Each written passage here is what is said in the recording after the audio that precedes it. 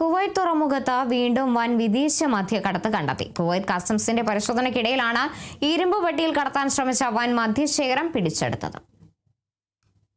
Customs നിയന്ത്രണങ്ങൾ നടപ്പിലാക്കുന്നതിനും കള്ളക്കടത്ത് ശ്രമങ്ങൾ ചെറുക്കുന്നതിനുമുള്ള കസ്റ്റംസ് ജനറൽ അഡ്മിനിസ്ട്രേഷന്റെ തുടർച്ചയായ ശ്രമങ്ങളുടെ ഭാഗമായി തുറമുഖ കസ്റ്റംസ് വിഭാഗത്തിന്റെ ജനറൽ അഡ്മിനിസ്ട്രേഷൻ ഡെപ്യൂട്ടി മേധാവി ശ്രീ സാലിഹ് മുഹമ്മദ് അൽ ഒമറിന്റെ സാന്നിധ്യത്തിൽ നിയമപരമായ മുൻകരുതൽ പരിശോധനാ നടപടിക്രമങ്ങൾ നടത്തുന്നതിനിടയിൽ രാജ്യത്തെത്തിയ ഒരു കണ്ടെയ്നറിൽ നിന്ന് 3144 മദ്യക്കുപ്പികൾ പിടിച്ചെടുത്തതായി വകുപ്പ് അറിയിച്ചു.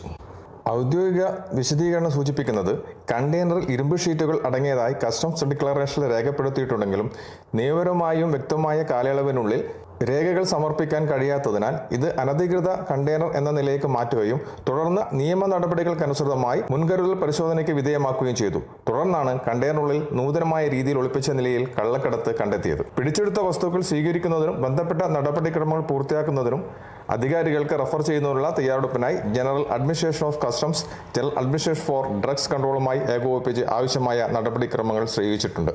സമൂഹത്തെ സംരക്ഷിക്കുന്നതിന്റെ ഭാഗമായി ആഭ്യന്തര മന്ത്രാലയത്തിന്റെ പൂർണ്ണ പിന്തുണയോടെ ജനറൽ അഡ്മിനിസ്ട്രേഷൻ ഓഫ് കസ്റ്റംസ് നിയമങ്ങളും നിയന്ത്രണങ്ങളും നടപ്പിലാക്കുകയും ഇത്തരം നിയമവിരുദ്ധ നടപടികളിൽ ഏർപ്പെടുന്നവരെ കർശനമായ ശിക്ഷാ നടപടികൾക്ക് വിധേയമാക്കുമെന്നും ഉദ്യോഗസ്ഥർ അറിയിച്ചു. കുവൈത്തിൽ നിന്നും കേരള വിഷന് വേണ്ടി IV സുനേഷ് വെങ്ങര.